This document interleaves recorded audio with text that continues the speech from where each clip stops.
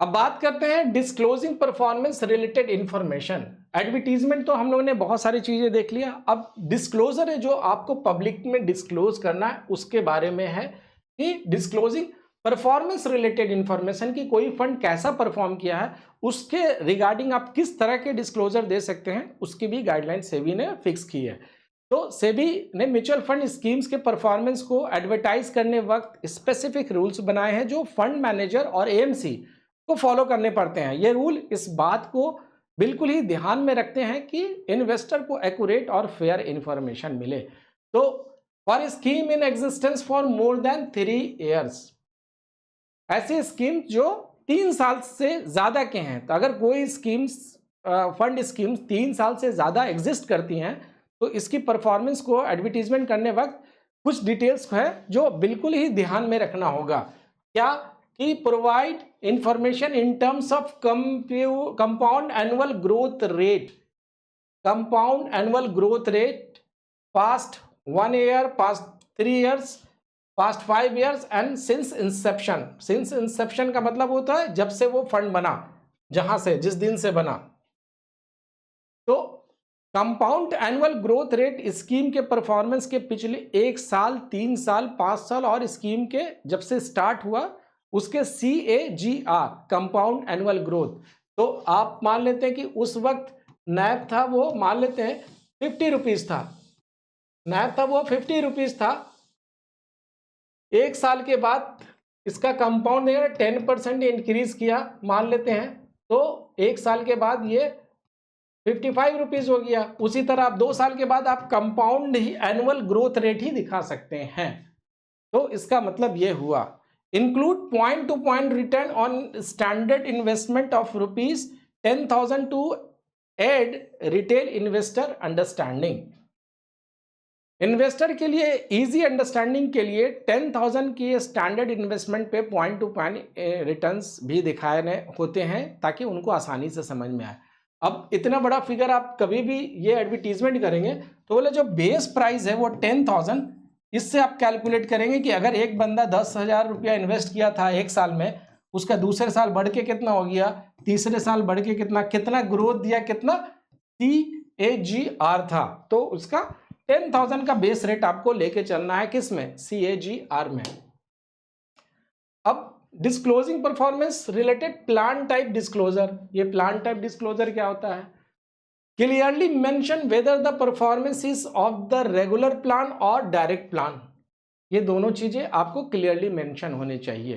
तो एडवर्टीजमेंट में clear mention करना होगा कि परफॉर्मेंस दिखाया गया है वो स्कीम्स का रेगुलर प्लान था या डायरेक्ट प्लान था। एक फुटनोट के थ्रू ये भी बताना जरूरी होता है कि अलग अलग प्लान का एक्सपेंसेस स्ट्रक्चर डिफरेंट होता है। तो यहाँ पे फुटनोट में जो नीचे आएगा सबसे नीचे में डिफरेंट प्लान है डिफरेंट एक्सपेंसेस स्ट्रक्चर, मतलब जितने भी प्लान थे उनके जो एक्सपेंसेस होते हैं। अब कोई पैसिव फंड है, कोई पैसिव फंड है, ऑब्वियसली उसका एक्सपेंसेस कम होगा। कुछ एक्टिव फंड है जिसमें ज़्यादा टाइम वैल्यू मनी लगता है, ज़्यादा उसमें रिसर्च लगता है, तो उसके एक्सपेंसेस ज़्यादा होंगे। तो ये बोला जा रहा है कि फुटनोट में आपको ये लिखना होगा कि डिफरेंट प्लान है different expenses structure. Then fund manager tenure disclosure, fund manager की जो टेन्योर है वो कितनी पुरानी है उसको भी आपको डिस्क्लोज करना है। तो वो क्या है, if the same fund manager had not managed the scheme for the full period, वो आपको डिस्क्लोज करना है कि मान लेते हैं कि मिस्टर एक्स थे, ये फंड मैनेजर थे और वो उन्होंने क्या किया कि पूरी तरह से वो जो टेन्योर है आपने बोला वो टेन्योर नहीं फुलफिल किया है और उससे पहले ही छोड़ दिया है। तो if the same fund manager has not manage the scheme for the full period, तो वो आपको disclose this in the footnote, ये भी आपको फुटनोट में दिखाना पड़ेगा। Disclosing performance for newer scheme, जो अभी न्यू स्कीम आई है उसके रिगार्डिंग भी गाइडलाइन है। For schemes existence for less than 6 month, मतलब अगर कोई स्कीम 6 month से कम टाइम से एग्जिस्ट कर रहा है, अभी 6 महीने ही हुए हैं उसको लॉन्च हुए, तो उसका जो पास्ट परफॉर्मेंस एडवर्टीजमेंट में आप शो नहीं कर सकते कि बहुत अच्छा कर रहा है। ये मिसलीडिंग होगा कि भाई अभी तो 6 महीना ही हुआ है तो आप इसको शो नहीं कर सकते। तो do not provide past performance in advertisement. तो अगर कब, जो 6 month से 6 मंथ से लेस देन 6 मंथ्स। याद रखिएगा कि अगर लेस देन 6 मंथ है तो उसका पास्ट परफॉर्मेंस आप नहीं दिखा सकते हैं।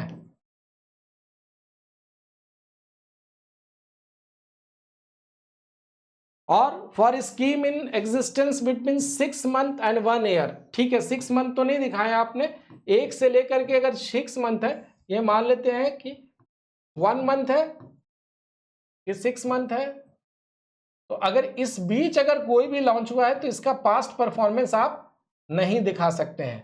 लेकिन अगर यहां ये फंड 6 मंथ है बट 1 साल के अंदर है, इसका क्या करेंगे, provide the simple annualise growth rate for the past 6 month. 6 month का ही आपको दिखाना, last day of the month and preceding the advertisement date. मतलब अगर फंड मैनेजर अगर 6 मंथ से ज्यादा और 1 साल से कम से एग्जिस्ट कर रहा है फंड, तो आप उसका performance simple annualise growth rate के बेसिस पे शो कर सकते हैं, और ये ग्रोथ रेट स्कीम के लास्ट 6 मंथ के परफॉर्मेंस को ही आपको रिप्रेजेंट करना है।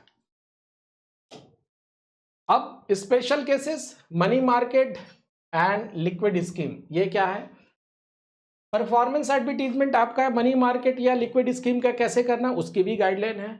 Use simple annualisation of yield if performance data is available for at least 7 days, 15 days or 30 days. Ensure it does not present an unrealistic or misleading picture of the performance or future purpose. अगर mutual fund scheme एक money market fund, cash fund या liquid fund है, तो इसका performance simple annualise yield के हिसाब से advertise किया जाना चाहिए, लेकिन इसका ध्यान रखना चाहिए कि ये परफॉर्मेंस को अनरियलिस्टिक और मिसलीडिंग ना बनाए।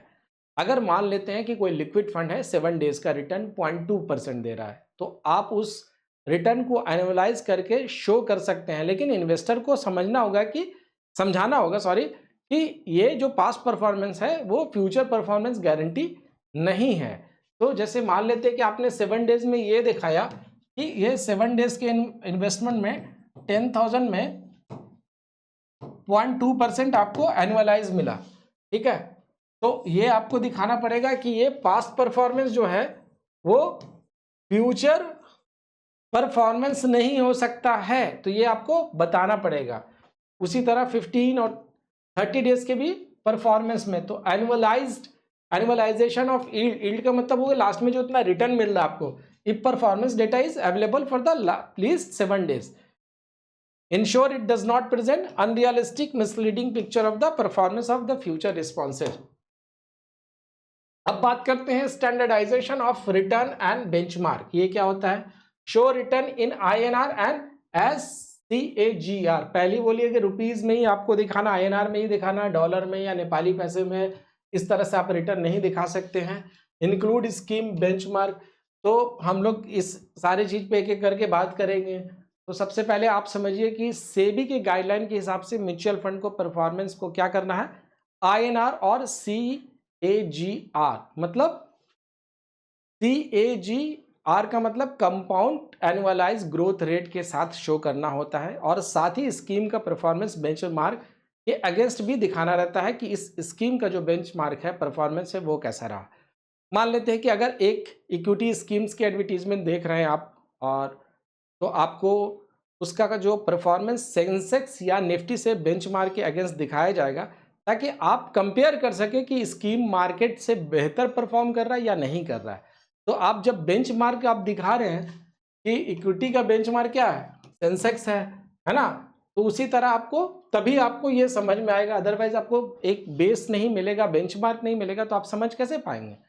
तो सेबी ने म्यूचुअल फंड स्कीम्स के लिए भी कुछ स्टैंडर्ड बेंचमार्क्स डिफाइन किए हैं जो अलग अलग स्कीम टाइप के लिए होते हैं। मान लेते हैं अगर इक्विटी की बात करें, तो इक्विटी स्कीम्स के बारे में हम लोग जानते हैं कि इक्विटी स्कीम्स में जो स्टॉक में इन्वेस्ट करते हैं उनका बेंचमार्क क्या होता है, उनका होता है सेंसेक्स और निफ्टी। तो जो परफॉर्मेंस निफ्टी और सेंसेक्स का होता है वही इक्विटी स्कीम में दिखा सकते हैं। अगर आपने डेब्ट स्कीम चुना है जिसका ड्यूरेशन 1 साल तक होता है, या फिर आर्बिट्रेज फंड है उसको आपने किया, तो उसका बेंचमार्क क्या होगा, 1 साल का ट्रेजरी बिल वगैरह होगा।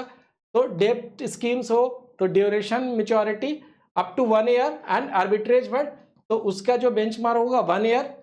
ट्रेजरी बिल इसका दिखाएंगे कि जो ट्रेजरी बिल 1 साल में जो परफॉर्म किया है उससे आप बेंचमार्क ले सकते हैं। ऑल अदर डेप्ट स्कीम में फिर आप क्या दिखाएंगे, 10 years dated government of India securities. बाकी जितने भी डेप्ट स्कीम्स है एक्सेप्ट 1 साल से जो अंदर के हैं, आप 10 ईयर्स के जो गवर्नमेंट ऑफ इंडिया के जो सिक्योरिटीज है उसको बेंचमार्क दिखाएंगे। देखिए ये इसका परफॉर्मेंस और हमारा परफॉर्मेंस। फिर हमारे कंजर्वेटिव हाइब्रिड फंड है, इसमें भी आप क्या करेंगे, 10 ईयर्स के डेटेड गवर्नमेंट ऑफ इंडिया की सिक्योरिटीज दिखाएंगे। ठीक है। फिर बैलेंस एग्रेसिव फिर balance and aggressive hybrid fund, dynamic assets allocation, multi assets allocation fund को आप क्या करेंगे, सेंसेक्स और निफ्टी का बेंचमार्क बनाएंगे। ठीक है। फिर इक्विटी और सेविंग को क्या करेंगे, 10 ईयर्स डेटेड गवर्नमेंट सिक्योरिटी। जब भी इक्विटी सेविंग्स की बात करेंगे, यहाँ पे इक्विटी नहीं, इक्विटी स्कीम्स और सेविंग्स की बात होगी, तो फिर आप कंपेयर किससे करेंगे, बेंचमार्क किसको देंगे, 10 years dated government of India को आप बेंचमार्क सिक्योरिटी को बनाएंगे। फिर रिटायरमेंट फंड या चिल्ड्रन फंड को आप सेंसेक्स और निफ्टी से लॉन्ग टर्म में दिखाएंगे, क्योंकि ये इक्विटी से लिंक्ड रहता है। फिर इंडेक्स फंड जो कि मिरर फंड होता है, ETF and fund of funds overseas domestic, आप appropriate benchmark based on the underlying assets allocation. तो अगर आप निफ्टी 50 का दिखा रहे हैं तो आप निफ्टी 50 से कंपेयर करेंगे, बाहर की कोई डॉलर से दिखा रहे तो डॉलर का परफॉर्मेंस आप दिखाएंगे। तो ये है क्या है, बेंचमार्क है। चलिए अब बात करते हैं कि performance, advertising performance of other schemes manage by fund manager. अब मेन आदमी की बात करते हैं कि भाई साहब इनका परफॉर्मेंस आप जब एडवर्टाइज कर रहे हैं तो किस तरह से करना है। तो when advertising A scheme also include performance data of all the other schemes manage by the fund manager. मतलब ये कि जब आप एक स्पेसिफिक म्यूचुअल फंड स्कीम का एडवर्टीजमेंट दे रहे हैं तो उस फंड मैनेजर के अंदर जितनी भी स्कीम्स हैं दूसरी, वो उसका भी परफॉर्मेंस डेटा आपको डिस्क्लोज करना है, ताकि इन्वेस्टर को ये पता चले कि ये इनके पास जो फंड मैनेजर के पास है और भी जो स्कीम है उनका परफॉर्मेंस कैसा है।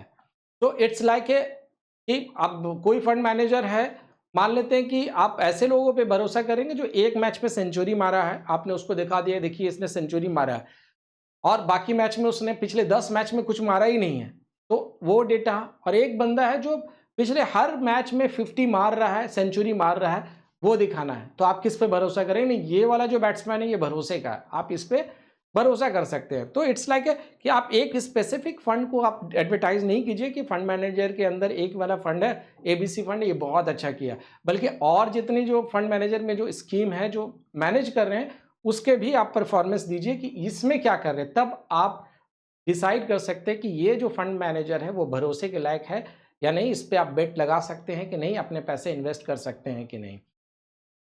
Provide performance along with respective benchmarks in terms of CAGR। तो अब जो भी बेंचमार्क है उस हिसाब से आपको शो करना है 1 ईयर, 3 ईयर्स और 5 ईयर्स का।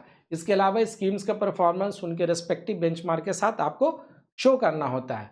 तो जैसे मान लेते हैं कि अगर आपका फंड मैनेजर 5 ईयर से डेप्ट फंड मैनेज कर रहा है, तो आपका जो परफॉर्मेंस है वो 1 साल का, 3 साल का, 5 साल का, वो उसको CAGR दिखाना पड़ेगा कि भाई जो बेंचमार्क के साथ कंपेयर हो रहा है, कि जैसे 10 साल के गवर्नमेंट बॉन्ड और डेप्ट स्कीम्स के साथ यूज कर रहा है, तो वो उसको दिखाना पड़ेगा। अब बात करते हैं advertising performance of other scheme manage by fund manager में ही if managing more than 6 scheme then disclosure. अगर वो जो स्कीम था वो 5 स्कीम्स के अंदर था, लेकिन अगर 5 स्कीम से ज़्यादा स्कीम वो अगर हैंडल कर रहा है, मैनेज कर रहा है, तो उसके लिए भी गाइडलाइन है कि total number of scheme manage by the fund manager ये डिस्क्लोज करना है। Performance data of the top 3 and top bottom schemes in addition to the advertise schemes, इसमें आपको देना पड़ेगा। मतलब कहने का मतलब है कि अगर एक फंड मैनेजर जो 6 से ज़्यादा स्कीम्स हैंडल कर रहा है, तो सेबी के रूल्स के हिसाब से एसेट्स मैनेजमेंट कंपनी जो कि AMC को टॉप 3 बॉटम जो सबसे लोएस्ट परफॉर्मेंस कर रहे हैं और टॉप 3 जो अच्छा परफॉर्म कर रहे हैं उनको डिस्क्लोज करना होगा। किसके साथ, जो आप फंड स्पेसिफिक का एडवर्टीजमेंट दे रहे हैं, मतलब एक तो जिसका आप एडवर्टीजमेंट दे रहे हैं, उसके अलावा जो 3 टॉप और 3 बॉटम जो परफॉर्म कर रहे हैं उनका भी एडवर्टीजमेंट देना होगा। ये इसलिए होता है ताकि इन्वेस्टर को ट्रू और फेयर व्यू मिले फंड मैनेजर के परफॉर्मेंस का। दूसरा है ensure a true and fair value of the fund manager performance, provide additional disclosure if required. अगर कोई और एडिशनल डिस्क्लोजर चाहिए होगा तो प्रोवाइड कर सकते हैं।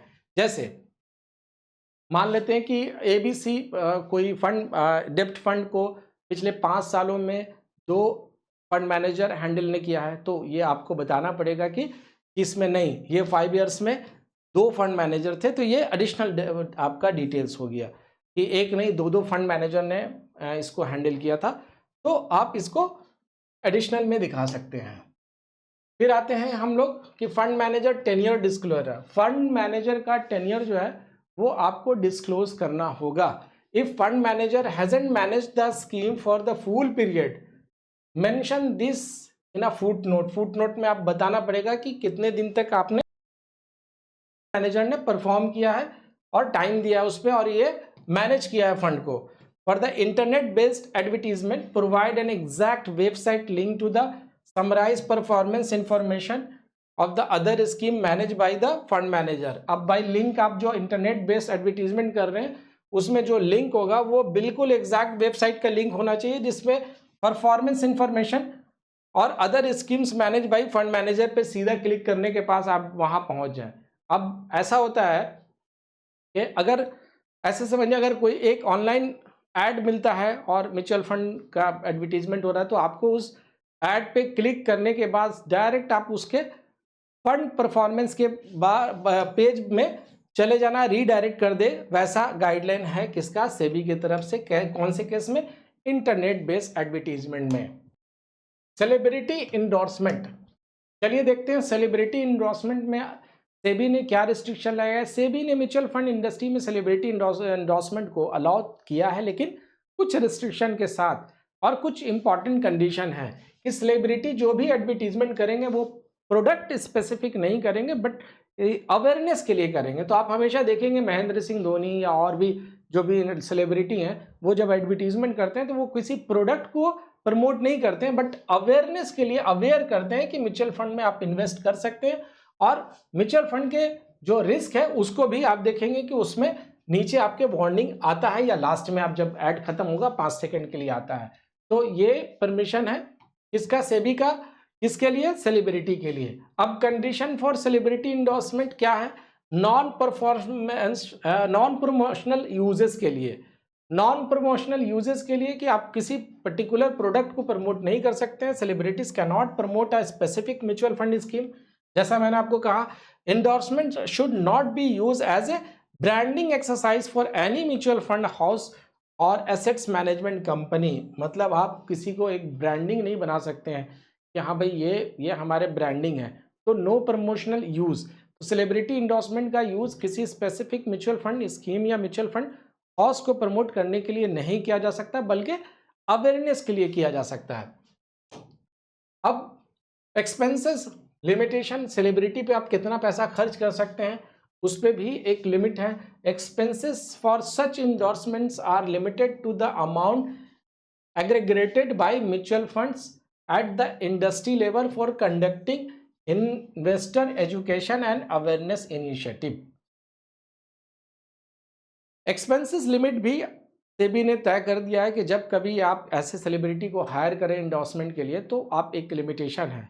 सेलिब्रिटी इंडोर्समेंट का एक्सपेंसेस सिर्फ इंडस्ट्री लेवल पर इन्वेस्टर एजुकेशन और अवेयरनेस इनिशिएटिव के लिए कलेक्टेड फंड तक ही लिमिट होना चाहिए। ऐसा नहीं कि आपने बहुत ज़्यादा कर लिया। तो आप जो फंड आप लेते हैं किसके, वो इन्वेस्टर के एजुकेशन और अवेयरनेस इनिशिएटिव के नाम पे, तो वो उतना ही होना चाहिए, उससे ज़्यादा नहीं होना चाहिए। जैसे जो पैसा म्यूचुअल फंड के एजुकेशन और अवेयरनेस प्रोग्राम के लिए जमा किया जाता है कि ये प्रोग्राम है, हम लोग को इन्वेस्टर को बताना है, अवेयर करना है, वही पैसा सेलिब्रिटी इंडोर्समेंट के लिए यूज़ होना चाहिए, ना कि आप दूसरे पैसे को यूज़ करें और वो चार्ज करें आप इन्वेस्टर से, और वो भी सेबी के अप्रूवल है। हर सेलिब्रिटी इंडोर्समेंट के लिए पहले आपको सेबी का अप्रूवल लेना मैंडेटरी है। ये चीजें इंपॉर्टेंट है। तो prior approval of the SEBI is mandatory before issuing any endorsement featuring a celebrity aimed at increasing mutual fund awareness. Now let's understand what are the guidelines for circulation of unauthenticated news. Unauthenticated news which is जो verified news नहीं हो उसको बोलते हैं। SEBI has issued guidelines to all market intermediaries. Market intermediaries का मतलब कौन कौन होते हैं? ब्रोकर कह सकते हैं और फाइनेंशियल एडवाइजर, ये सारे क्या है? ये मार्केट इंटरमीडिएट्स हैं। To prevent the circulation of unauthenticated news through various communication and channel. अगर मार्केट में अनऑथेंटिकेटेड न्यूज और कम्युनिकेशन या र्यूमर अगर चला आता है तो ये इन्वेस्टर के लिए हार्मफुल हो सकता है। तो इसलिए सेबी ने इससे रोकने के लिए एक स्पेसिफिक गाइडलाइन बनाई है। इसका पर्पस ये है कि सेबी मार्केट के इंटरमीडिएट जैसे ब्रोकर और फाइनेंशियल एडवाइजर के लिए एक गाइडलाइन तैयार की है कि ये सारे को फॉलो करना है कि कोई भी अनऑथेंटिकेटेड न्यूज़ या र्यूमर मार्केट में सर्कुलेट ना हो। तो इनका अपना एक इंटरनल कोड ऑफ कंडक्ट बनाने के लिए गया। इंटरनल का मतलब इनको खुद ही बोला गया है कि आप अपना बनाइए, हम कोई इस पे गाइडलाइन नहीं देंगे, आप अपना बनाइए और बताइए कि आपने क्या इस तरह के अनऑथेंटिकेटेड न्यूज को रोकने के लिए क्या किया है। तो उसमें एक गाइडलाइन भी है कि उसमें क्या होना चाहिए। Market intermediates must establish proper internal code, मतलब वो अपना खुद का तो कोड ऑफ कंडक्ट और कंट्रोल बनाए कि जिससे मार्केट में कोई भी अनऑथेंटिकेटेड र्यूमर वो आपके थ्रू नहीं जाए। All employ including temporary staff volunteers should not encourage और circulate rumor or unverified information obtained from client, industry, trade and other sources without verification। मतलब कि अगर एक ब्रोकर को किसी क्लाइंट से कोई न्यूज मिलती है तो वो बिना वेरिफिकेशन के उस न्यूज को आगे फॉरवर्ड नहीं करे, क्योंकि इस तरह के कोई भी अनवेरिफाइड र्यूमर्स मार्केट के लिए और खास करके इन्वेस्टर के लिए वो क्या हो सकता है? हार्मफुल हो सकता है। तो इससे बचने के लिए क्या बनाना है? इंटरनल कोड ऑफ कंडक्ट बनाना है। अब बात करते हैं कि एक्सेस रिस्ट्रिक्शन किसके लिए? तो एम्प्लॉय के लिए। तो access to blog, chat forums, messenger site and similar platform should be restricted, placed under supervision और डिसअलाउड इंटायरली। इंटरमीडिएट्स को जो कि ब्रोकर और फाइनेंशियल एडवाइजर को इंश्योर करना होगा कि उनके employ blog, chat forum, messenger जैसे साइट को मिसयूज ना करें। इन प्लेटफॉर्म का एक्सेस सुपरवाइज या रिस्ट्रिक्ट करना ज़रूरी है कि पासवर्ड रिस्ट्रिक्टेड हो और उसमें जो चैट हो वो सारे डिस्कशन का डिटेल जब चाहे तब हम लोग एक्सट्रैक्ट कर लें। Users blog of these platform must be treated as a record and maintained as specific by the relevant regulation। Blog, chat forum और मैसेंजर साइट का कोई भी यूज रिकॉर्ड लॉग फॉर्मेट में मेंटेन होना चाहिए जो रेगुलेशन के हिसाब से रिक्वायर्ड होता है। कि कोई भी आप चैटिंग कर रहे हैं किसी भी कस्टमर से या ब्लॉग यूज कर रहे हैं या मैसेंजर साइट यूज कर रहे हैं तो उसका एक प्रॉपर रिकॉर्ड होना चाहिए, जब चाहे उसको हम लोग क्या रिट्रीव कर सकते हैं। तो एक ये है। फिर क्या है कि logs for any uses of blog, chat forum, messenger site etcetera must be maintain according to the regulation governing the concern intermediates. Clear है? अब एम्प्लॉय ऑब्लिगेशन की बात करते हैं कि एम्प्लॉय ऑब्लिगेशन क्या है। Employee must ensure that any market related news received via official or personal channel जैसे email, blogs is forwarded only after approval from the intermediaries compliance officer। ये अगर अलाउ करेंगे तभी आप फॉरवर्ड कर सकते हैं किसी भी कस्टमर को। तो अगर कोई मार्केट रिलेटेड न्यूज किसी एम्प्लॉय को ईमेल, ब्लॉग या पर्सनल चैनल से मिलती है तो वो न्यूज कंप्लायंस ऑफिसर के अप्रूवल के बिना आगे फॉरवर्ड नहीं की जा सकती है। अगर कोई एम्प्लॉय ऐसा करता है तो वो सेबी के रूल्स को वायलेट कर रहा होता है। Failure to comply will be considered a violation of the provision under the SEBI rules and regulation making the employ liable for the action, उस पर एक्शन भी ली जा सकती है अगर ऐसा उन्होंने कंप्लायंस ऑफिसर से अप्रूवल नहीं लिया और फॉरवर्ड कर दिया। The compliance officer will also be held liable for the breach of duty in this regard.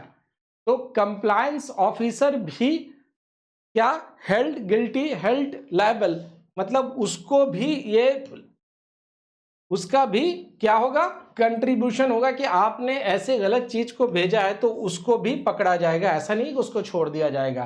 तो compliance officer will also be held liable for breach of duty, आपने duty अच्छे से नहीं निभाई, कैसे फॉरवर्ड होगी आपके रहते हुए, तो उनसे भी ये क्वेश्चन पूछा जा सकता है, उन पे भी कार्रवाई हो सकती है। तो ये इंटरनल गाइडलाइन एम्प्लॉय के लिए था, एडवर्टीजमेंट से रिलेटेड और सर्कुलेशन ऑफ अनऑथेंटिकेटेड न्यूज से रिलेटेड। चलिए देखते हैं दूसरे टॉपिक को हम लोग। Now let's discuss what are the rights and obligations. तो जो म्यूचुअल फंड इन्वेस्टमेंट को सिक्योर और ट्रांसपेरेंट बनाते हैं वो क्या राइट्स और ऑब्लिगेशंस है वो देखते हैं हम लोग। म्यूचुअल फंड में इन्वेस्ट करते वक्त आपको कौन से इंपॉर्टेंट राइट्स मिलते हैं और आपको किन किन ऑब्लिगेशन को समझना जरूरी है, ये हम लोग इस वाले पार्ट में डिस्कस करेंगे। तो सबसे पहले ये समझिए कि इन्वेस्टर के राइट्स को दो मेन कैटेगरी में डिवाइड किया गया, एक एमसी रिलेटेड और दूसरा फंड रिलेटेड। तो हम लोग इसको वन बाय वन करके देखेंगे। चलिए पहले बात करते हैं इन्वेस्टर राइट एंड ऑब्लिगेशन में राइट टू बेनिफिशियल ओनरशिप। ये क्या होता है, जब आप म्यूचुअल फंड में इन्वेस्ट करते हैं तो आपको स्कीम के एसेट्स में प्रोपोर्शनेट ओनरशिप मिलती है, यानी आपके यूनिट का वैल्यू फंड के टोटल एसेट्स के हिसाब से मिलता है जितना आप लेते हैं। तो unit holder have a proportionate right to the beneficial ownership of the schemes assets. तो आपने जैसे मान लेते हैं कि ये 100 करोड़ का कोई फंड है एबीसी और आपने इसमें 1 करोड़ इन्वेस्ट किया सपोज कीजिए, तो 1% की ओनरशिप आपकी हो गई इसमें। अगर आपने इसमें 1 लाख इन्वेस्ट किया तो 0.1% की ओनरशिप आपकी हो गई इसमें। तो इसकी बात कर रही कि unit holder have a proportionate right to be the beneficial ownership of the scheme assets. Investors can request unit certificate for their holding. तो आप इन्वेस्टर के रूप में आपके होल्डिंग का जो यूनिट सर्टिफिकेट है वो आप रिक्वेस्ट कर सकते हैं, ये आपकी राइट है। Unit of open ended and close ended schemes can be allotted in investors demat account. आपके म्यूचुअल फंड यूनिट आपके डीमेट अकाउंट में डायरेक्टली अलॉट हो सकते हैं। एएमसी को आरटीए, जो आरटीए के थ्रू डिपॉजिटरी के साथ कोऑर्डिनेट करके ये प्रोसेस इंश्योर करना होता है। अब अगर बात करें कि ये ट्रांसफरेबिलिटी भी होती है, ठीक है, तो ये आप ट्रांसफर भी करा सकते हैं। तो fund mutual fund AMC must coordinate with RTA and depositories to facilitate this unit held in dematerialised form are free transferable. ये कहीं पर भी आप ट्रांसफर कर सकते हैं और ये फ्री होते हैं क्योंकि ये डीमेट फॉर्म में होते हैं, डीमटेरियलाइज्ड फॉर्म में होते हैं। अब बात करते हैं right to change the distributor. अब डिस्ट्रीब्यूटर को आप चेंज कर सकते हैं कि नहीं, इसमें क्या राइट्स है। Investor can change their distributor और ऑप्ट फॉर डायरेक्ट इन्वेस्टिंग। तो आप अपने म्यूचुअल फंड इन्वेस्टर के डिस्ट्रीब्यूटर को चेंज करने का पूरा राइट रखते हैं। अगर आप डिस्ट्रीब्यूटर से डायरेक्ट इन्वेस्टिंग में शिफ्ट करना चाहते हैं तो आप ये खुद से भी कर सकते हैं। तो ये राइट है आपका। Request a written request from the investor, आपको बस एक रिटर्न रिक्वेस्ट देनी होती है और एएमसी को बिना किसी नो ऑब्जेक्शन सर्टिफिकेट के इसको प्रोसेस करना होता है। AMC must comply without insisting no objection certificate from the existing distributor. जैसे आपने किसी डिस्ट्रीब्यूटर से मान लेते इट इज यू और आपने यहाँ से इनके थ्रू एएमसी में आपने इन्वेस्ट किया, आपने कहा कि नहीं मैं इनके थ्रू नहीं लेना, मुझे इनके थ्रू लेना है, तो एएमसी को सर्टिफिकेट नो ऑब्जेक्शन सर्टिफिकेट देना पड़ेगा। या आप बोले नहीं मैं डायरेक्टली करना चाहता हूं तो आप डायरेक्टली भी कर सकते हैं। तो ये राइट है और AMC must comply without insisting on no objection certificate from the existing distributor. ये इनसे एनओसी लेने की भी जरूरत नहीं है। एएमसी मांग नहीं सकता आपसे कि नो ऑब्जेक्शन सर्टिफिकेट दीजिएगा, तभी आप ऐसा कर सकते हैं। ये आपके राइट्स हैं। फिर right to inspect documents, accessible documents, जैसे आप trust deed, investment management agreement, custodial services agreement, RTA agreement, memorandum and article of association of AMC, ये सारे को आप चेक कर सकते हैं, इंस्पेक्ट कर सकते हैं, ये आपकी राइट है। अब राइट टू इंस्पेक्ट डॉक्यूमेंट्स में एक्सेसिबल डॉक्यूमेंट्स तो हो गए। अब बात करते हैं कि नॉमिनी की। Right to appoint nominees, investor can appoint up to 3 nominees. आपने जो इन्वेस्टमेंट किया उसमें आप 3 नॉमिनी को अप टू 3 से ज्यादा नहीं अपॉइंट कर सकते हैं। Nominees are entitled to the unit in the event of the investor demise, मतलब अगर डेथ हो जाता है इन्वेस्टर का तो नॉमिनी को वो फंड मिल जाएगा। Investor can specify the percentage distribution among the nominees. मान लेते हैं कि आपके 3 नॉमिनीज हैं, सपोज कीजिए मदर है, वाइफ है, सन है या डॉटर है, और आपके पास 1 CR का इन्वेस्टमेंट है, तो आप बोल सकते हैं कि इनको 30% जाना चाहिए, इनको 40% जाना चाहिए, इनको 30% जाना चाहिए। ऐसे करके आप क्या कर सकते हैं, डिस्ट्रीब्यूट कर सकते हैं अमंग नॉमिनीज में। If unspecified and equal distribution is presume, मान लेते हैं कि अगर आपने कुछ नहीं इसमें मेंशन किया, ये परसेंटेज मेंशन नहीं किया, तो ये तीनों को इक्वली मिल जाएगा, 33.33% सबको मिल जाएगा। अगर 3 नॉमिनी है, 4 है तो फिर 4 तो हो ही नहीं सकते हैं, 3 से ज्यादा आप रख ही नहीं सकते हैं, है ना। अब right to pledge mutual fund unit, investor can pledge their mutual fund unit commonly done to offer security to financial. अब क्या है कि आप अपने म्यूचुअल फंड के यूनिट को प्लेज कर सकते हैं, यूजुअली किसी फाइनेंशियर को सिक्योरिटी के रूप में आप दे सकते हैं। अगर आप एक लोन लेना चाहते हैं तो आप अपने म्यूचुअल फंड के यूनिट को बैंक के साथ प्लेज कर सकते हैं कि ये कोलेट्रल है, आप मुझे इसके बदले में पैसा दे दीजिए। तो आप ये प्लेज करने की राइट आपके पास है कि आपके पास 1 CR का शेयर है, तो इस शेयर को आप किसी भी जब आपकी ज़रूरत है तो आप इसको फाइनेंशियल जो भी आप जहां भी फाइनेंस कराते हैं उसको कोलेट्रल गिरवी रख सकते हैं इसको। राइट टू ग्रीवांसेस रेड्रेसल, ये क्या है, a formal grievance redressal policy is in place for investor. अगर आप अपने म्यूचुअल फंड इन्वेस्टमेंट से रिलेटेड कोई भी प्रॉब्लम फेस कर रहे हैं तो आपको एक फॉर्मल ग्रीवांस रेड्रेसल पॉलिसी के थ्रू अपनी कंप्लेन रजिस्टर करानी होती है। सेबी की मैंडेट है इसमें कि सेबी क्या बोलता है कि a formal grievances redressal policy is in place for investor, AMC must publish the status of the complain redressed in their annual report. Information should be available on the mutual funds website and AMC website। तो सेबी का जो mandate है कि AMC को हर साल अपने annual report में received complain और उनके रेजोल्यूशन का स्टेटस बताना होता है कि इस साल मैंने इतने कंप्लेन रिपोर्ट किए, इतने कंप्लेन रिसीव किए और रेजोल्यूशन इतने परसेंटेज का हुआ या इतने बाकी या सारे का कर दिया। और डिटेल्स में क्या क्या इंक्लूड करना, आपको कंप्लेन की नंबर, रेजोल्यूशन के लिए किया गया टाइम, जितना आपने टाइम लिया वो लिया गया टाइम, और पेंडिंग कंप्लायंस का स्टेटस म्यूचुअल फंड और एएमसी के वेबसाइट पे देना ज़रूरी है। मान लेते हैं कि अगर किसी एएमसी के अगेंस्ट बहुत कंप्लेन पेंडिंग है तो सेबी उन्हें नए स्कीम्स लॉन्च करने के लिए परमिशन नहीं दे सकती है।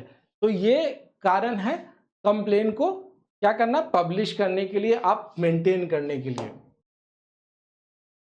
ठीक है, तो details of include number of complaints received, time taken to resolve, ये कितना टाइम आपने लिया, और स्टेटस ऑफ पेंडिंग कंप्लायंस, तो जितने पेंडिंग कंप्लेंट है उसका स्टेटस क्या है वो भी आपको कहाँ करना। सेबी में refuse permission for AMC to launch a new scheme, जो मैंने कहा आपको कि अगर ये बहुत ज़्यादा हो रहा तो इसको सेबी दूसरी स्कीम लॉन्च करने के लिए मना भी कर सकती है।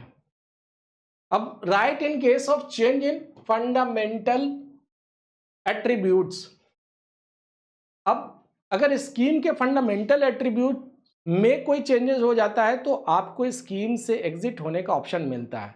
फंडामेंटल एट्रीब्यूट्स का मतलब है कि आपको जो शुरू में बोला गया है कि भाई फंड मैनेजर चेंज हो जा रहा है, या फिर आपको बोला गया कि ये जो फंड है किस इस डेब्ट फंड में लगाएंगे या फंड ऑफ फंड्स में लगाएंगे, ये चेंज हो जाता है तो आपको ये मौका मिलता है कि आप आराम से बिना किसी चार्ज के आप एग्जिट कर सकते हैं। तो ये राइट है किसका? यूनिट होल्डर का। तो unit holder can exit and prevailing NAV without any exit load if there is a change in fundamental attributes must remain open for at least 30 days। जब अगर ये चेंजेस हो 30 दिन के लिए आपको टाइम मिलेगा, मोहलत मिलेगा, अल्टीमेटम मिलेगा। इन 30 डेज के अंदर आप अगर ये चाहें तो आप ऐसा कर सकते हैं विदाउट चार्जेस कि नहीं भाई अब तो वो फंड मैनेजर है नहीं, उसका परफॉर्मेंस अच्छा था, मेरा धोनी मेरा विराट कोहली तो अब है ही नहीं, तो अब हम चले जहां वो चला। तो आपके पास 30 डेज रहता है। Trustee AMC must send a written communication to all unit holder. अगर कोई चेंजेस होता है तो ट्रस्टी या एएमसी को रिटन कम्युनिकेशन भेजना पड़ेगा किसको? यूनिट होल्डर को, कि हमारे फंडामेंटल एट्रीब्यूट्स में चेंजेस हो गया है। तो ये आपके नॉलेज के लिए, इंफॉर्मेशन के लिए है। Must advertise the changes. अगर चेंजेस होता है तो एडवर्टाइज भी करना होगा। And English daily newspaper with national wide circulation. तो एक इंग्लिश पेपर में जो इसका नेशनल वाइड सर्कुलेशन है, लाइक ईटी हो गया, आपका बिजनेस स्टैंडर्ड हो गया, या कोई भी इंग्लिश न्यूज़पेपर जो पूरे देश भर में छपता है और सर्कुलेट होता है, तो आप उसमें करना है। और newspaper in the language of the regional where the mutual fund head office is located. मान लेते हैं कि ये हेड ऑफिस मुंबई है, तो वहाँ की जो रीजनल लैंग्वेज है मराठी है, तो आपको मराठी में भी देनी है। तो अगर मान लेते हैं दिल्ली है, दिल्ली में बहुत सारे लोग हिंदी या पंजाबी जानते हैं, तो आपको वहाँ देना पड़ेगा। जहाँ हेड ऑफिस होगा वहाँ आपको एक रिटन ये न्यूज़पेपर में वहाँ के रीजनल लैंग्वेज में आपको वो पब्लिश करनी है। अब right to terminate the appointment of AMC. अगर unit holder 75% unit holder can terminate the appointment of AMC. जितने भी मान लेते हैं कि टोटल फंड जो है वो 100 करोड़ का नैब है, और इसमें मान लेते हैं 100 करोड़ में 1 लाख क्या है? यूनिट होल्डर है। इसमें से अगर 75,000 यूनिट होल्डर को इन पे ट्रस्ट नहीं है तो ये लिख करके बोल सकते हैं सेबी को, और सेबी इसको टर्मिनेट कर सकते हैं। तो ये राइट है किसका?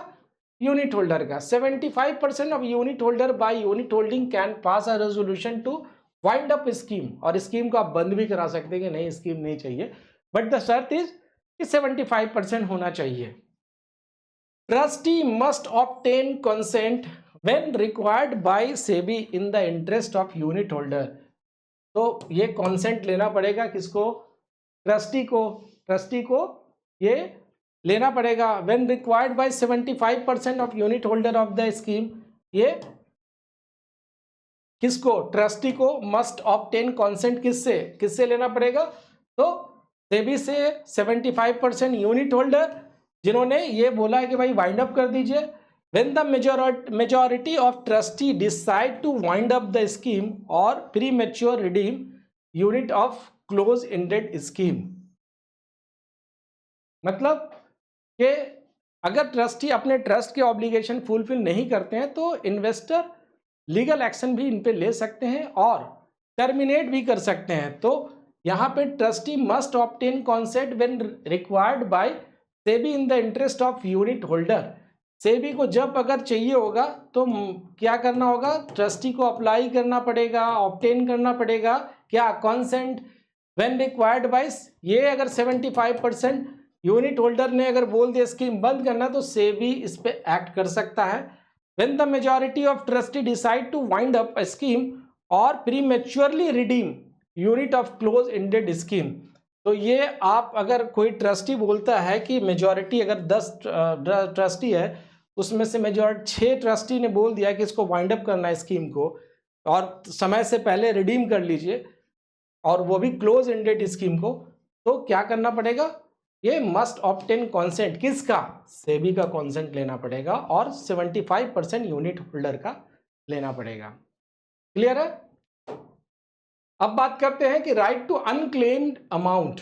अनक्लेम अमाउंट मतलब फंड मेच्योर हो गया, कोई क्लेम करने वाला भी नहीं है, कोई मांग भी नहीं रहा है, तो AMC must continuously remind investor to claim their dues through letters.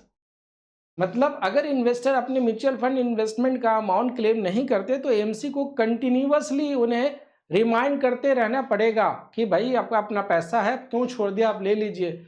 Must mention the unclaimed amount and the number of the such investor for each scheme.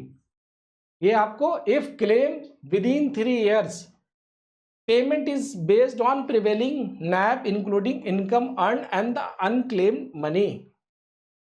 अगर इन्वेस्टर 3 साल के अंदर अपना अमाउंट क्लेम करते हैं तो आपको प्रिवेलिंग नैब के हिसाब से पेमेंट मिलेगा। अगर 3 साल के बाद क्लेम करते हैं तो 3 साल के एंड के नैब पर ही पेमेंट किया जाएगा।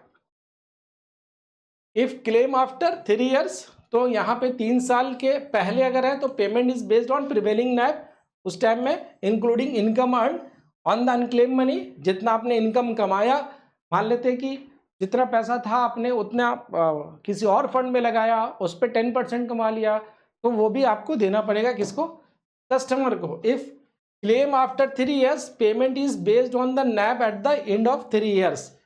तो अगर 3 साल के बाद क्लेम हो रहा है तो payment is based on the NAV at the end of 3 years। 3 साल के जो एंड होगा नैब, उस पर आपको पेमेंट मिलेगा। अदर राइट्स एंड ट्रांसपेरेंसी में मेजर्स क्या हैं, आप अकाउंट स्टेटमेंट रिसीव कर सकते हैं। पोर्टफोलियो स्टेटमेंट के लिए आप रिसीव कर सकते हैं कि भाई मुझे चाहिए होगा। हाफ ईयरली डिस्क्लोजर आप देख सकते हैं एएमसी का, और SEBI mandates daily disclosure of डेब्ट and money market security transacted in schemes. मतलब कि सेबी ने मैंडेट किया है कि डेब्ट और मनी मार्केट सिक्योरिटीज का डेली का डिस्क्लोजर किया जाना चाहिए। includes inter scheme transfer disclosure are made within 15 days lag in a prescribed format। 15 days का डिस्क्लोजर होना चाहिए। अगर म्यूचुअल फंड में कोई भी डेब्ट ट्रांजैक्शन हो रहा है तो उसका 15 डेज का जो लैग के साथ डेली डिस्क्लोजर होगा वो प्रिस्क्राइब फॉर्मेट में मिलेगा आपको। Proceeds for illiquid securities. Illiquid का मतलब हो गया illiquid, non cash transferable,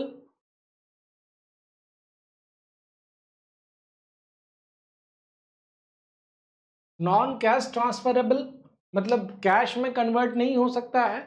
ये जो कैश सिक्योरिटीज नहीं है, लिक्विड सिक्योरिटीज नहीं है, तो वैसे में है कि if securities deem non recoverable yields a higher amount later. मतलब कि अगर कोई सिक्योरिटीज जो नॉन रिकवरेबल मानी गई है उसे बाद में सब्सटैंशियल अमाउंट रिकवर होता है।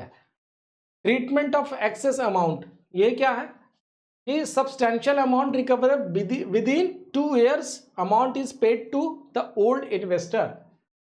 2 साल के अंदर अगर अमाउंट 2 साल के अंदर रिकवर हो जाता है तो ये अमाउंट ओल्ड इन्वेस्टर को वापस किया जाना चाहिए कि 2 साल के अंदर रिकवर हो गया है। अदर केसेस में अगर अमाउंट पेड के बाद रिकवर होता है तो वो इन्वेस्टर एजुकेशन फंड में ट्रांसफर कर दिया जाता है।